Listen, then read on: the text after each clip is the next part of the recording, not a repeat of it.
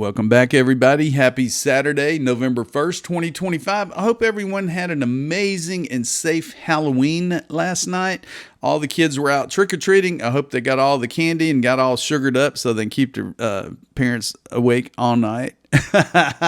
But anyway, quick video. I have a ton of things to do this weekend. I'm going to be so busy, and I just wanted to make a quick video. I probably won't be making a video tomorrow, but I'll keep you updated during the week, and we're going to have a good time with it. I'm a crypto teacher. I'm not a financial advisor. Please do your own research. Please jump into your own rabbit holes and have a good time, and take your time and take a deep breath and enjoy the ride, because it is a ride. So if you get a chance, check out my sponsors. I have a link tree below. And if you want to check out all of my affiliates, check them out. It's free to sign up with these corporations. You can order wallets, you can order services, you can order swag. Check it out. My link tree below, people. Okay, crypto numbers. Total crypto market cap, $3.79 trillion. Bitcoin's 110,000. Ethereum's 38.76. We're still staying at 4 for $10 on XRP. $2.50, people. Do your research. Okay. So tomorrow morning, 2 a.m. is going to mark the end of daylight saving time. So it began on March the 9th, and it's going to end Sunday, November 2nd at 2 a.m. So what you're going to do is you're going to roll back your clocks 1 hour. You're going to get an extra hour's sleep on Sunday morning, but it's going to get darker in the evening. Most modern devices like smartphones and computers adjust automatically, but analog clocks and other non-connected devices need to be changed manually. So when you wake up and you look at your oven or look at your microwave or look at your clock that's plugged in, you're going to need to go back 1 hour. Check this out. Hawaii and most of Arizona do not observe daylight saving time and remain on standard time year-round. Several U.S. territories also do not participate. I didn't know Arizona was on that. I knew Hawaii was, but I didn't know that Arizona did not observe it. Very interesting, in case you didn't know. Okay, so I always look at articles, I always look at scam articles, and here lately there has been a ton of Coinbase scammers out there sending text messages. A ton of scammers. And right here in this text, you can see it, C, the number 0, INBASE. Your Coinbase withdrawal code is, if this was not you, dial this number. Don't do it. These scammers are trying to entice you into doing something you shouldn't do. They're having you log into a fake website. They're getting all your login information. They're stealing all your crypto.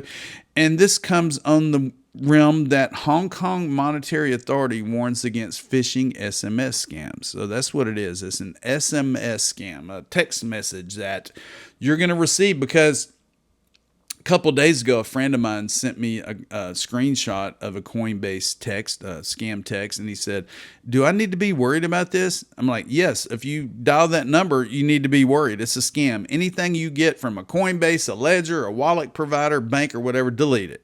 If they want you that bad, they'll send you a voicemail or whatever. Open up that app on your phone. If you're able to log into Coinbase or your wallets or your banks or whatever, don't worry about it. It's going to be 99% of the time, it's going to be a scammer anyway. So here we go. Paul Barron update. Forbes just discovered that Ripple went from zombie blockchain to $180 billion infrastructure play. Wait, isn't Forbes supposed to predict winners, not report on them after they've already won? After years in regulatory hell, Ripple is now acquiring licensed custody and tokenized firms, building institutional-grade settlement rails, positioning XRP as plumbing for tokenized finance. The pivot isn't subtle. They're becoming the AWS of blockchain liquidity, while traditional finance institutions query up. Old media Forbes calling this a reinvention in 2025 is like calling Amazon an online bookstore in 2010. Forbes just documenting the present. Yeah, they're finally starting to wake up. All the CNBCs and all the news stations and CNNs that were, bashing XRP and Ripple for so long, they're finally starting to realize that, oh, Ripple, XRP, it's a thing. Hello. Forbes article here talks about Money 2020, which took place in Vegas. Well, stablecoins and credit unions top Money 2020 conversations in Vegas. And right here it talks about credit unions, stable coins, incorporating cryptocurrency into credit unions. I live in Texas.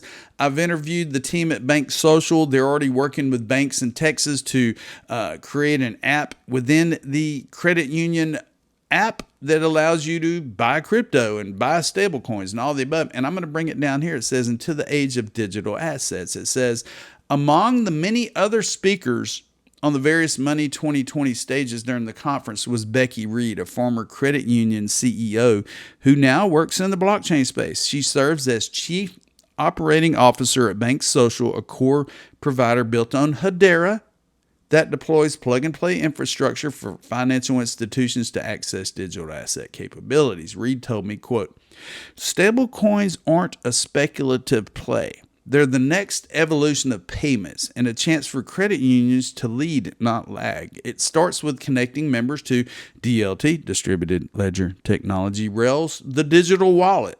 Without that, nothing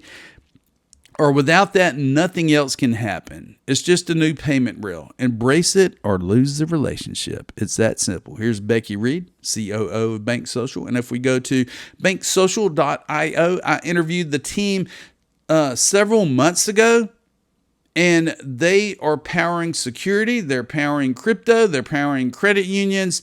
They have a wonderful page here. They have a security and fraud team. You know, we talked about crypto scams. We talked about people getting scammed out of their XRP. Well, when that happens, I send them to banksocial.io and the team at Bank Social.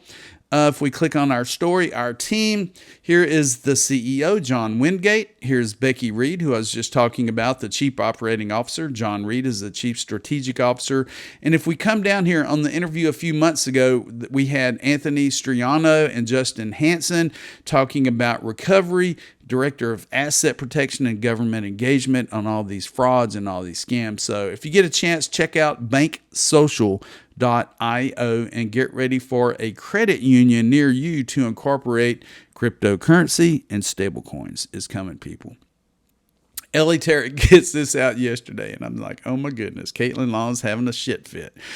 It says the 10th Circuit Court of Appeals has ruled in the Custodia Bank and Federal Reserve case. In a 2-1 decision, the court sided with the Fed, rejecting Custodia's bid to compel the central bank to grant its master account story developing. And Crypto Bullet posts this. And, you know, here not too long ago, Brad Garlinghouse, Stu Alderati were with President Trump.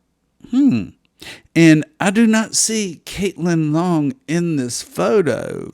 You know, Caitlin Long has been talking so much crap about Ripple and they're going to get a banking license. I've been trying this for years. Oh, boo-hoo, Caitlin. Suck it up, Buttercup.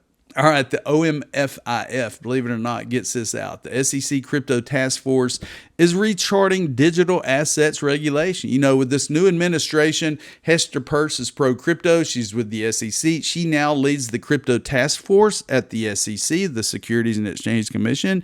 And I'm going to read this first paragraph. It says, with the passage of the Genius Act, which is the Stablecoin Act, and the release of the White House Interagency Report on Crypto in July, the Securities and Exchange Commission Crypto Task Force, led by Commissioner Hester Peirce, has been proactively engaging with investors, traditional and decentralized finance firms, as well as would-be innovators to tackle the questions surrounding the burgeoning digital asset market, estimating at $4.3 trillion. Now it's a little bit under $4 trillion. But with the unwinding of the previous administration's Operation Choke Point 2.0, an aggressive enforcement approach for the past 4 years, which has stifled this technology for years in the United States, the SEC has been drawing on industry and investor input, working with other agencies and Capitol Hill to help define and implement a digital assets regulatory framework.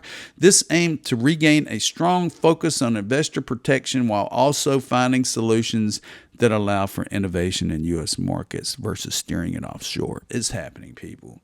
The SEC, the CFTC, our administration, we're waiting for the Clarity Act so that the SEC and the CFTC can actually let us know what all of these different mysterious digital assets are. Are they a security? Are they a commodity? I mean, we're going to find that out. 2026 is going to be amazing as well.